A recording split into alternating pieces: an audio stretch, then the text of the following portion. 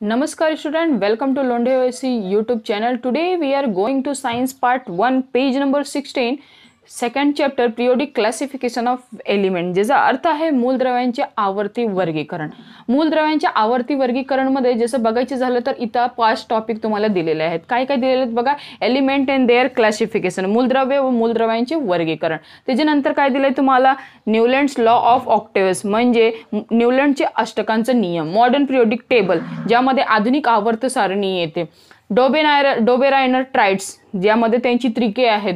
Mendeleev periodic table ज्यामध्ये मेंडलीवची आवर्त सारणी आहे. ठीक आहे, हे 5 पॉइंट तुम्हाला पिरियोडिक क्लासिफिकेशन ऑफ एलिमेंट मध्ये दिलेलं आहे. त्यामध्ये आज आपण क्लासिफिकेशन ऑफ एलिमेंट पाहणार आहोत आणि डोबेरायनरची ट्राइड्स जी आहे ते आपण पाहणार आहोत. पण टॉपिक सुरू करायच्या आधी जर चॅनलवर नवीन असाल तर चॅनलला सबस्क्राईब करा, लाईक करा, बेल आयकॉनवर क्लिक करा. जर चॅनलला सबस्क्राईब केलं असेल तर खूप खूप धन्यवाद. तर चला व्हिडिओ सुरू करूया.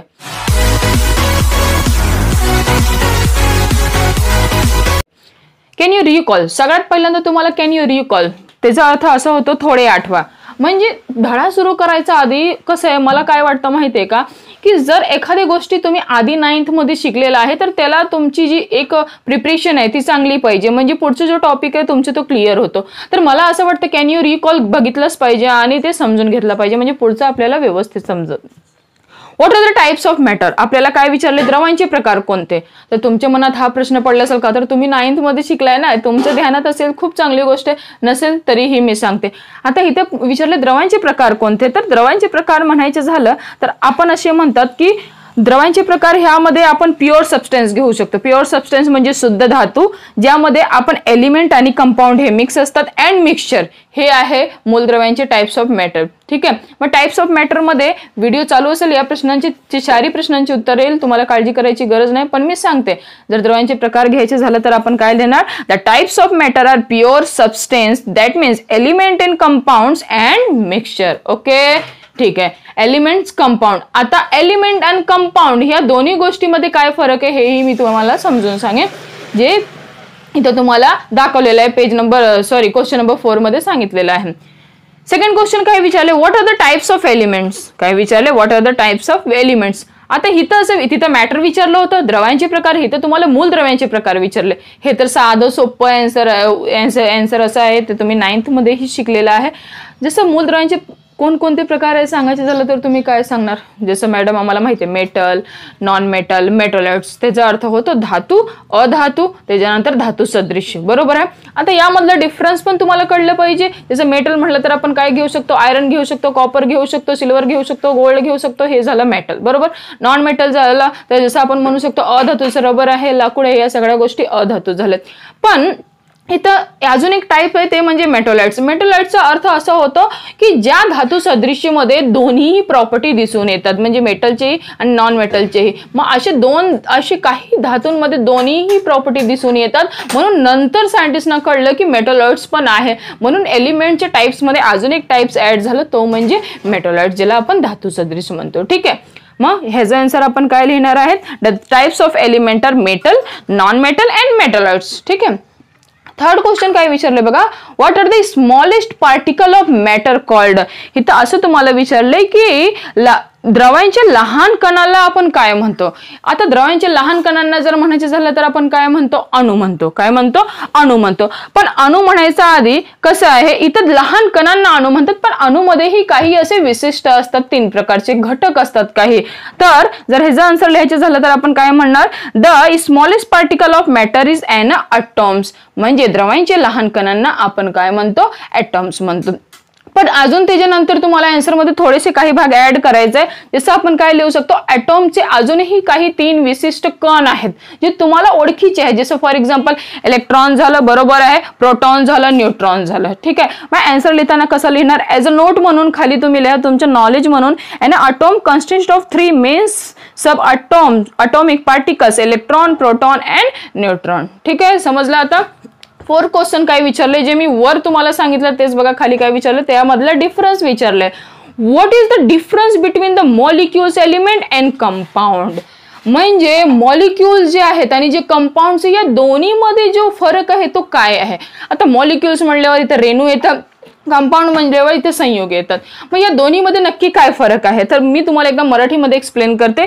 जे मॉलिक्युल्स असतात ते एकाच प्रकारच्या अणूने बनलेले असतात, त्याला म्हणतात मॉलिक्युल्स. पण जे कंपाऊंड असतात त्यामध्ये वेगवेगळे प्रकारचे अणूपासून एक किंवा दोनपेक्षा जास्तही अणूच्या वेगवेगळ्या अटॉम्स पासून काय बनलेले असतात, कंपाऊंड्स बनलेले असतात. हाच आहे दोन्ही मधला फरक. जर आन्सर लिहायचं झालं तर कसं लिहिणार, the molecules of an element are made of one or more atoms and are exactly alike whereas molecules. आणि कंपाऊंडचं लिहायचं झालं तर compound are make of atoms or different types म्हणजे वेगवेगळे प्रकारच्या अणूपासून कंपाऊंड बनलेला असतो. क्लिअर. या सगळे प्रश्नाचे तर व्हिडिओ चालू असेल तेव्हा येईल, तसंही मी तुम्हाला एक्सप्लेन करून सांगितलं, तुम्ही लिहून घ्या. So let's move. Classification of elements, मूलद्रव्यांच्या वर्गीकरण. आता मूलद्रव्यांच्या वर्गीकरण का गरजेचं झालं, का तर आधी प्रॉपर्टी सेम असली तरी आपल्याला हे कळलं पाहिजे की नक्की कोणतं मेटल आहे, कोणतं नॉन मेटल आहे, कोणते मेटलाइट्स आहे. आणि हे समजण्यासाठी आपल्याला त्या मेटलची प्रॉपर्टी जाणून घेणं महत्वाचं आहे. म्हणून इथे एलिमेंटचे काय केले, क्लासिफिकेशन केलं, म्हणजे त्यांचं वर्गीकरण केलं. बघा जरा काय आहे. We have learned in previous standard that all atom and element are only one types. तुम्ही हे 9th मध्ये शिकलायत की जे अटॉम्स आहे, एलिमेंटचे अटॉम जे आहेत म्हणजे मूलद्रव्याचे जे कण आहेत ते फक्त एकाच प्रकारच्या अणूपासून बनलेले आहेत. हे माहित आहे तुम्हाला, हे तुम्ही 9th मध्ये शिकला. Today 118 element are known to the scientific world. पण वैज्ञानिक क्षेत्रामध्ये असं म्हणतात या जगात आतापर्यंत 118 मूलद्रव्ये ज्ञात झालेली आहेत. हावेवर परंतु around air 1800 only about 30 elements. पण 1800 पर्यंत असं म्हणतात 300 मूलद्रव्यांचं फक्त ज्ञात आपल्याला म्हणजे माहित होतं की 23 मूलद्रव्ये आहेत. More number of element were discovered in the course of time. पण काही काळानंतर, काही काळाचा आघात आपल्याला अजूनही असे काही नवीन एलिमेंटचा शोध झाला. More and more information about the property of this element was gather. आणि हेही माहिती, गॅदरचा अर्थ इथला हा साठा झाला किंवा गोळा झाला. काय गोळा झाला आपल्याला इथं की खूप सारे प्रॉपर्टी, जे एलिमेंटचे प्रॉपर्टी म्हणजे त्यांचे कोणतं गुणधर्म आहे, त्यामध्ये कोणकोणते गुणधर्म आहे हेही आपल्याला कळलं. टू इझी टू स्टे, बघा too easy to study the such large number of element. मग त्या मूलद्रव्यांवर एक मोठ्या प्रमाणात अभ्यास करण्याची एक सोपी रीत्या होती, ते सोपी झाले. पुढे बघा, scientist started studying the pattern if any. त्यांनी काय केलं, काही असे सायंटिस्ट होते ज्यांनी त्याच्यावर अभ्यास करायला सुरू केला की नक्की हे जे इन्फॉर्मेशन गॅदर झालेलं आहे, जे गोळा झालेला आहे एलिमेंटच्या प्रॉपर्टी बद्दल, त्याच्यावर त्यांनी अभ्यास केला. इन वॉस्ट इन्फॉर्मेशन, आणि ते खूप प्रचंड माहिती गोळा झाली होती. इथं वॉस्टचा अर्थ तुम्हाला काय लिहायचे, वॉस्टचं प्रचंड. You know that in initial classification element were classified into two group of metal and non-metal. त्याच्यानंतर जी सुरुवातीचे वर्गीकरण होतं त्यामध्ये फक्त दोनच ग्रुप बनवले होते, मेटल अँड नॉन मेटल, धातू आणि अधातू. लेटर ऑन, पण नंतर another class of element called मेटलाइट्स. अजून आपल्याला अशी काही वेगवेगळे वर्गांचे असे काही एलिमेंट सापडले ज्यांचं नाव होतं मेटलाइट, ज्याला आपण मेटलाइट्स म्हणजे धातू सदृश्य असे म्हणतो. Was noticed as the knowledge about the element their property went to the increasing, different scientists started trying out different method of classification. मग त्यांना अजून वेगवेगळ्या पद्धतीने कसं त्यांचे वर्गीकरण करायचं हे त्यांनी त्याचा शोध सुरू केला. ठीक आहे. पुढे त्याच्यानंतर काय बघितलंय, डोबेरायनर ट्राइड्स, ज्याला आपण ट्राइड्सला म्हणजे त्रिकेचा अर्थ होतो इथं 3. मग डोबेरायनरने आपले ट्राइड्सचे रूल वापरून त्यांनी एलिमेंट्सला एक क्लासिफिकेशन दिलं होतं. कसं दिलं होतं तर जरा बघूया. इन देअर एअर 1817, 1870 मध्ये German scientist Dobereiner suggested the property of element are related to their atomic masses. Atomic मासेसचा अर्थ असतो की अणुवस्तुमान. आता समजा एखादं मूलद्रव्य आहे, बरोबर आहे, जसं एखादा एलिमेंट आहे, जसं ते आपण घेऊ शकतो, लिथियम घेऊ शकतो, सोडियम घेऊ शकतो, पोटॅशियम घेऊ शकतो, बरोबर आहे. मग त्यांची जी अटॉमिक मासेस म्हणजे त्यांचे जो एक अणुवस्तुमान असतो की त्यावरून त्यांची प्रॉपर्टी डिपेंड असते, असं कोणी सजेस्ट केलं, डोबेरायनरने. ठीक आहे. He made group of 3 element. त्यांनी असं 3 मूलद्रव्यांचा एक ग्रुप बनवला. Having a similar chemical property and called the triads. आणि त्यांची जी प्रॉपर्टी होती त्यांना असं सांगायचं होतं की त्यांची जी गुणधर्म होती ते सेम होती, केमिकल प्रॉपर्टी होती. ठीक आहे, ज्याला आपण काय म्हणतो, रासायनिक गुणधर्म म्हणतो. आणि त्यालाच त्यांनी काय नाव दिलं, ट्राइड्स नाव दिलं. का तर 3चे ग्रुप बनवलं होतं. He arrange the 3 element triad and in increasing order. आणि जे 3 एलिमेंटचे त्यांनी ग्रुप तयार केला त्याला इन्क्रीजिंग ऑर्डर मध्ये तयार केलं. म्हणजे समजा एखाद्या एलिमेंटचे ॲटॉमिक मास थोडं समजा मी असं सांगायचं झालं तर म्हणते 6.9 आहे, त्याच्यानंतर सेकंडचा आहे मी म्हणते 39.1. मग असं त्यांनी इन्क्रीजिंग ऑर्डर मध्ये त्यांना काय केलं, अरेंज केलं. ठीक आहे, पुढे काय दाखवलं बघा जरा. Increasing order of atomic masses and so in atomic masses of middle element was approximately अंदाजे equal to the mean of atomic masses to the other 2 elements. However, all the known element could not be classified into the Dobereiner types. त्यांना असं म्हणायचं आहे की जे वस्तुमान आहेत, जसं 3 मूलद्रव्यांचे त्यांनी ग्रुप बनवला, बरोबर आहे.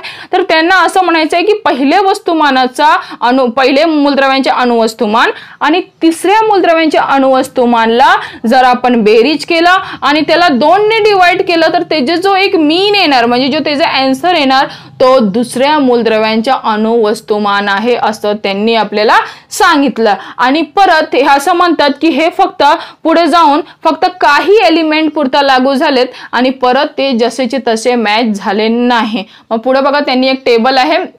खरं सांगायचं झालं तर हा टेबल तसं पेपरामध्ये आणि जसं आता तुम्हाला शिक्षा नियोजन नीती कळलेली आहे त्यामध्ये तर असे काही पार्ट्स आहेत जे त्यांनी रिड्यूस केलेत.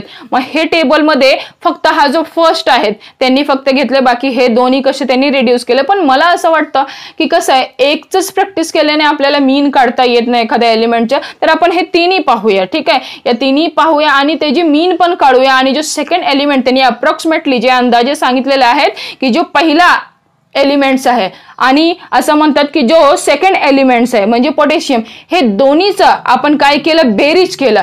दोन्हीचे बेरीज करून म्हणजे प्लस केला आणि त्याला 2 ने डिवाइड केलं तर जो आन्सर येणार मीन मध्ये तो सोडियमचा ॲटॉमिक मास असणार, म्हणजे 23.0 असं त्यांना म्हणायचं आहे. त्यासाठी आपण कोणतं फॉर्म्युला वापरूया, A+C/2.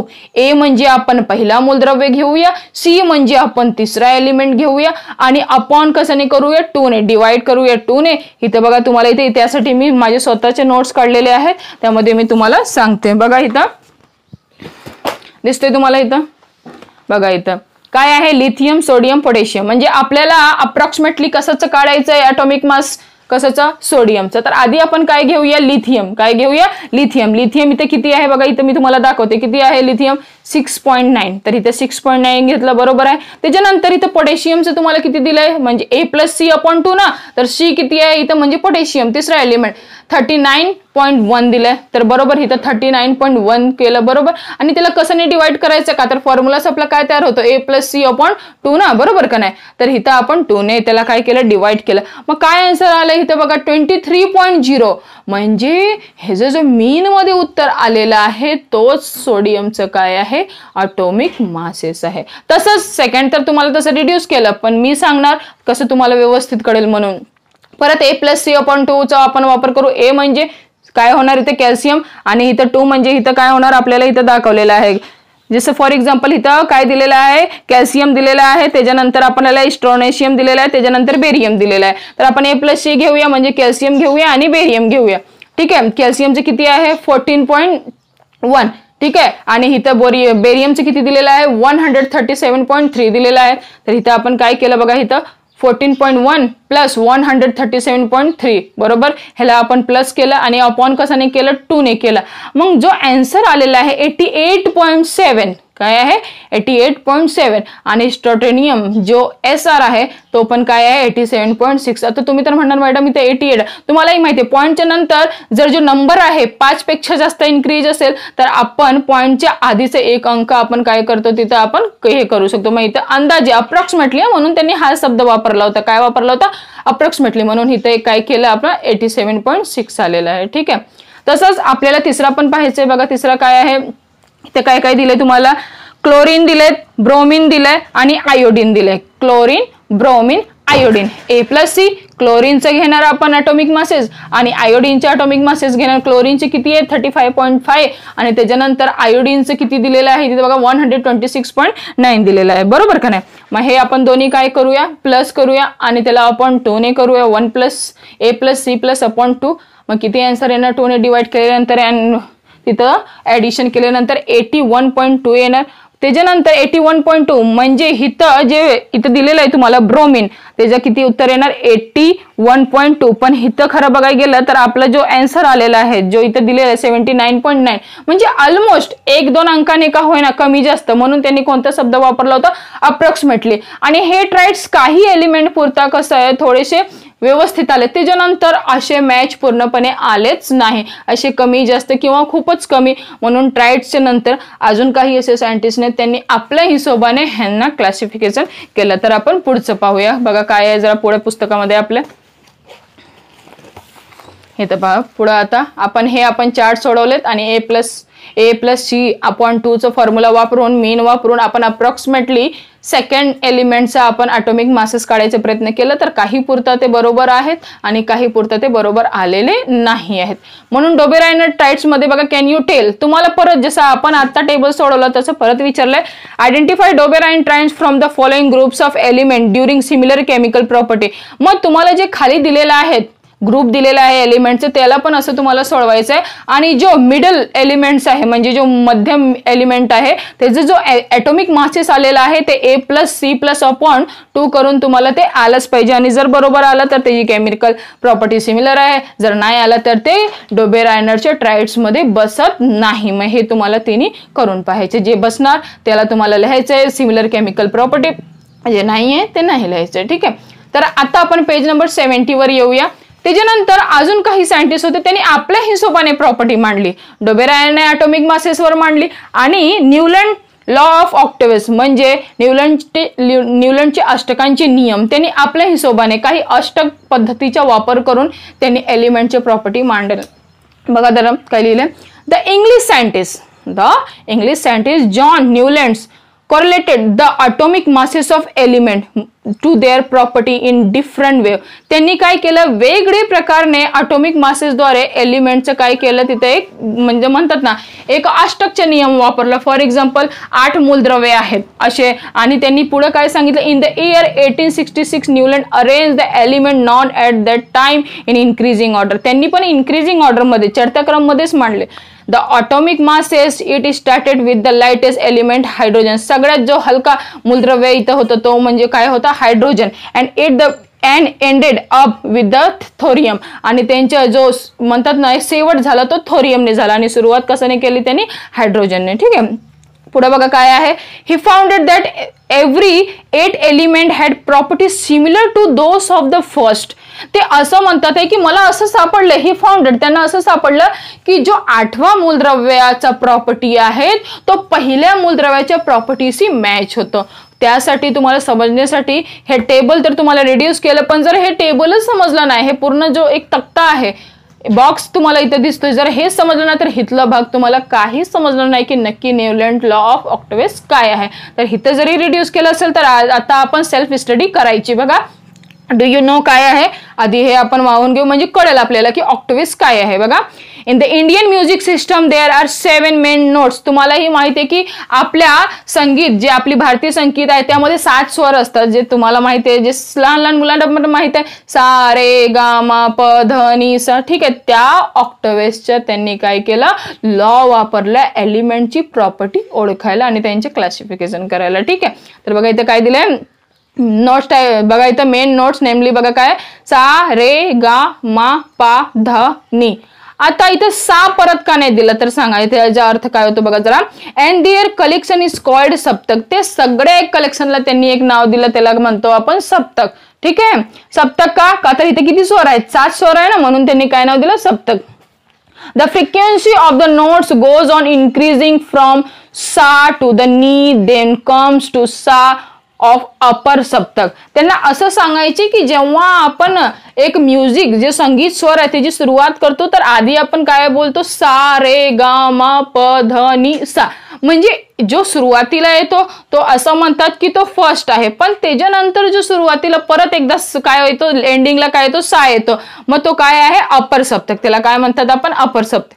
At the double frequency of the original सा, म्हणजे 2 वेळा सा येतो. जो फ्रिक्वेन्सी आहे साची तो 2 वेळा येतो, एक स्टार्टिंगला आणि परत एक 8 नंबरला. म्हणजे जेव्हा 8वा नंबर आपण बोलतो सा रे ग म प ध नि सा, मग परत सा कधी येतं, 8व्या नंबरवर, आणि ते सा 2 वेळा येतो.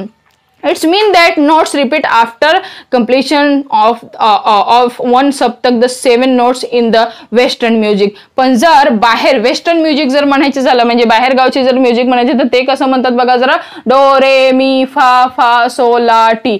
म्हणजे आपण जसं सा रे ग म प ध नि सा म्हणतो, तसं वेस्टर्न म्युझिक जे आहे ते कसं म्हणतात, डो रे मी फा सा लो टी. ठीक आहे. The notes do having the double, इथं जसं आपल्याला कसं सा डबल येतं, एकदा पहिल्यांदा येतं परत 8व्या नंबरवर येतो, तसं त्यांच्या इथं म्हणजे वेस्टर्न म्युझिकमध्ये डू जे आहे ते कसं आहे, परत ओरिजिनल रिपीट होतं, ती फ्रिक्वेन्सी डबल येते. Frequency come again to the 8th place, आणि 8व्या जागेवर परत ती काय होते, रिपीट होते. This is the octave of the western notes. हे अष्टक आहेत बाहेरगावचे म्युझिक नोट्सचे. ठीक आहे. Music is create by the variety in use of this notes. तसेच इथं वेगवेगळे व्हरायटी आपल्या इथं नोट्समध्ये, म्हणजे इथं जे स्वरचा वापर करून जे मूलद्रव्यांचे क्लासिफिकेशन केलंय ते इथं असं त्यांनी सांगायचे प्रयत्न केलाय. बघा, त्यांनी एक टेबल बनवलंय. ठीक आहे. काय बनवलंय टेबल बघा, सा रे गा मा पा ध नि सा. त्यांना असं म्हणायचंय की इथं तुम्हाला जे दाखवलेले आहेत, जसं फॉर एक्झाम्पल इथं हायड्रोजन दाखवलेलं आहे, त्याच्यानंतर इथं जे तुम्हाला फेरस दाखवलेलं आहे, त्यांना असं म्हणायचंय की पहिले मूलद्रव्यांची प्रॉपर्टी आणि ही जी 8व्या नंबरची प्रॉपर्टी आहे, म्हणजे जो परत सा येतो 8व्या नंबरवर, या दोन्हीची प्रॉपर्टी काय आहे, मॅच आहे, असं त्यांना सांगायचं आहे. म्हणून त्यांनी कोणता लॉ वापरला, न्यूलँड्स लॉ ऑफ ऑक्टेव्स. तर पुढे थोडं राहिलं होतं वरचं बघा जरा. he founded at बघा that every 8 element had properties similar to those of the first. म्हणजे जे 8 नंबरचे एलिमेंट्स आहेत आणि जो फर्स्ट नंबरचे एलिमेंट आहे त्यांची प्रॉपर्टी सिमिलर आहे. For example sodium is 8 elements. Sodium काय आहे, 8 एलिमेंट्स. त्यांना असं सांगायचं आहे. ठीक आहे. जसं फॉर एक्झाम्पल जर हितनं घेतलं तर हा काय येणार, 8 नंबरवर घेणार. पण जर समजा आपण हितनं 1 2 3 4 5 6 7 8 तर हितनं घेतलं तर आपल्याला हे 8 नंबरवर येतं. तर त्यांना असं सांगायचं आहे की सोडियम हा 8 नंबरवर येतो. फ्रॉम तिथे काय लिहिलंय, lithium and both have similar property. आणि त्यांना असं सांगायचंय की जो लिथियम आहे त्याची जी प्रॉपर्टी आहे ती सोडियमशी काय आहे, इथं मॅच आहे. त्यांना असं सांगायचंय. ठीक आहे. का तर हितनं घेतलं तर हिथं 8 नंबर सोडियम येतो आणि पहिला नंबर काय येतो, लिथियम. पण जर हितनं घेतलं तर हायड्रोजन आणि इथं जे फेरस आहे, असं म्हणतात की त्यांच्या हे दोन्ही सिमिलर प्रॉपर्टी आहे. आणि हितनं घेतलं तर लिथियम आणि सोडियमची सिमिलर प्रॉपर्टी आहे. पुढे बघा परत काय दाखवलंय, also magnesium so similar to the beryllium and chlorine so similar to the fluorine. त्यांना असं सांगायचं आहे की मॅग्नेशियम जे आहे, जे Mg आहे ते कॅल्शियमशी काय आहे, त्यांचं मॅच प्रॉपर्टी आहे, असं त्यांना सांगायचं आहे. त्याच्यानंतर अजून त्यांना काय सांगायचं आहे बघा इथं, बेरिलियम अँड क्लोरीन सो जे सिमिलर प्रॉपर्टी. म्हणजे बेरिलियम आणि जे क्लोरीन आहे त्यांची पण प्रॉपर्टी काय आहे, सिमिलर आहे, असं त्यांना सांगायचं. पण कोणता रोल वापरून, ऑक्टेव्स लॉ वापरून, म्हणजे अष्टकाचा नियम वापरून. Newlands compare this similar with the octaves in music. त्यांनी ह्यांना कसं मध्ये साम्यता दाखवलेत, अष्टकच्या म्युझिक मध्ये.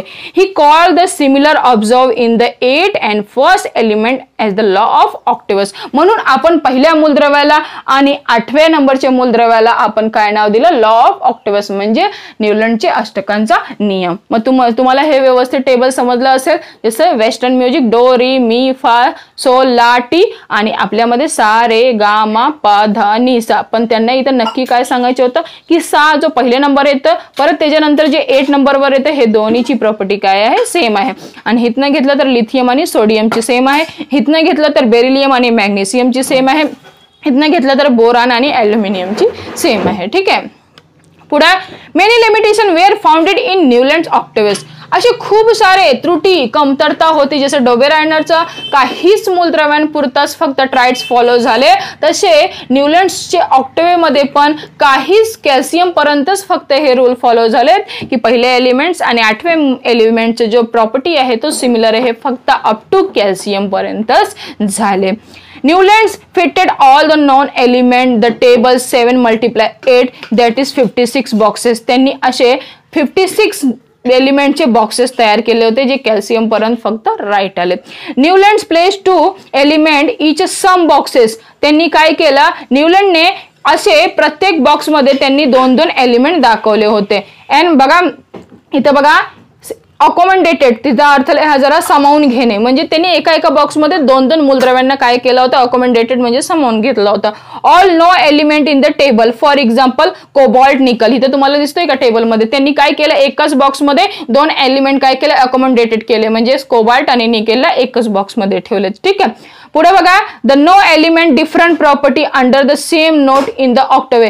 पण नंतर खाली जाताना काय आपल्याला दिसलं की ऑक्टेवेची जी सिमिलर प्रॉपर्टी आहे ते खाली जाताना काय झालं, त्या नोट म्हणजे जे स्वर होतं त्यामध्ये ते वेगवेगळे प्रॉपर्टी दिसलेत. For example Newland place two the metal cobalt and nickel under the note do along the halogen. त्यांना असं सांगायचे डू म्हणजे वेस्टर्न म्युझिक आणि आपल्यामध्ये जे आहे सा आहे, तर त्यांच्या अंडरमध्ये जे आलेत हॅलोजन जे इथं आहे दिसतोय तुम्हाला, while ferrous having similar with cobalt and nickel away from the along the non metal. म्हणजे असं सांगायचं आहे की जे इथं हायड्रोजन सांगितलं आणि इथं जे फेरस सांगितले आणि परत दुसऱ्या बॉक्स मध्ये त्यांनी काय केलंय की वेगवेगळे प्रॉपर्टीचे कोबाल्ट निकल ह्यांनी त्या एकच बॉक्स मध्ये त्यांनी काय केलेत, त्याने अकोमोडेट केले म्हणजे सामावून दिलेत.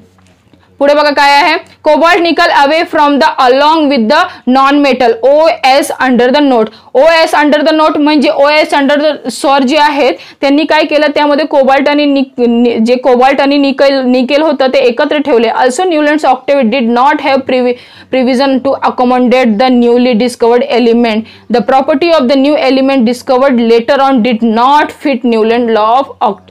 पण हे जे गुणधर्म होते नंतर जे काही नवीन एलिमेंट सापडले, जसे की आपल्याला माहित आहे की असं म्हणतात की 1800 पर्यंत फक्त किती मूलद्रव्य आपल्याला भेटले होते, 39 एलिमेंट्स, बरोबर. पण अजून काही नवीन एलिमेंट जे सापडत गेले त्यांचे या लॉ ऑफ ऑक्टेव्हचे जे टेबल आहे त्यामध्ये हे काय फिट बसत नव्हते, म्हणून ह्यांच्या पण टेबल्समध्ये असे काही लिमिटेशन म्हणजे त्रुटी सापडले जसे की ट्राइड्समध्ये. ठीक आहे. त्याच्यानंतर येतात मेंडलीव प्रोडक्ट टेबल, ज्याला आपण म्हणतो मेंडलीव आवर्त सारणी. आता ह्यांनी पण सगळे टेबल्स बरोबर बनवलेत की ह्यांच्यामध्ये पण काही चुका झाले हे आपण पाहणार आहोत.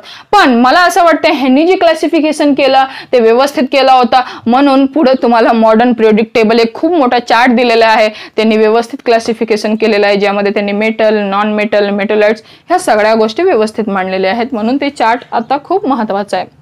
बघा जरा काय दिलंय, the Russian scientist Dmitri Mendeleev developed the product table. त्यांनी एक अजून विकसित टेबल केलं, त्याचं नाव होतं modern periodic table of element during in period 1869 to 1872. म्हणजे 1869 पर्यंत ते 1872 पर्यंत त्यांनी जे एक आधुनिक आवर्त सारणी तयार केली त्यामध्ये अशी खूप सारे एलिमेंटची त्यांनी क्लासिफिकेशन केलं.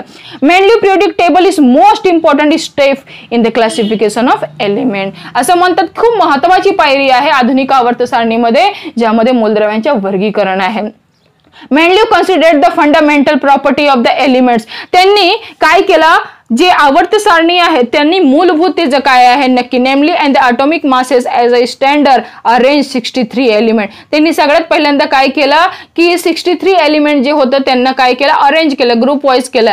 दॅट बघा no at that time increasing order their atomic masses. आणि ते जे अरेंज करताना त्यांनी काय ध्यानात ठेवलं की जे अटॉमिक मासेस आहे ते कसं पाहिजे, इन्क्रीजिंग ऑर्डरमध्ये, म्हणजे कमी त्याच्यापेक्षा जास्त असं त्यांनी इन्क्रीजिंग ऑर्डरमध्ये त्यांची मांडणी केली. Then he transformed into the periodic table in element in accordance with the physical and chemical property of this element. आणि त्याच्यानंतर त्यांनी हेही लक्षात ठेवलं की काही अशी मूलद्रव्ये आहेत, काहींची भौतिक व काहीचे रासायनिक गुणधर्म आहे. या हिशोबानेही त्यांनी आपल्या मेंडलीव पिरियोडिक टेबलमध्ये ह्या गोष्टीचंही त्यांनी कॉन्सन्ट्रेट केलं की कसं आहे, फक्त अरेंजमेंट करणं गरजेचं नाहीये, त्यांचे अटॉमिक मासेस पण इन्क्रीजिंग ऑर्डरमध्ये पाहिजे, प्लस ते जे रासायनिक आहेत म्हणजे फॉर एक्झाम्पल जे केमिकल प्रॉपर्टी आहेत, जे जसं फॉर एक्झाम्पल जे भौतिक गुणधर्म आहेत त्यांचं पण एक वेगवेगळ्या व्यवस्थित सगळी मांडणी त्यांनी केली होती. ठीक आहे. म्हणजे आज आपल्याला काय कळलं की डोबेरायनर ट्राइड्स जे त्यांनी 3 मूलद्रव्यांचे जे एक वर्गीकरण केलं होतं तेही पुढे जाऊन काही मर्यादित मूलद्रव्यांपर्यंत फक्त ट्रायड्स फॉलो झाले. त्याच्यानंतर न्यूलँडचे जे अष्टक लॉ ऑफ ऑक्टेवियस आले त्यामध्ये पण फक्त कॅल्शियम पर्यंतच ते first place and 8 places follow झाला.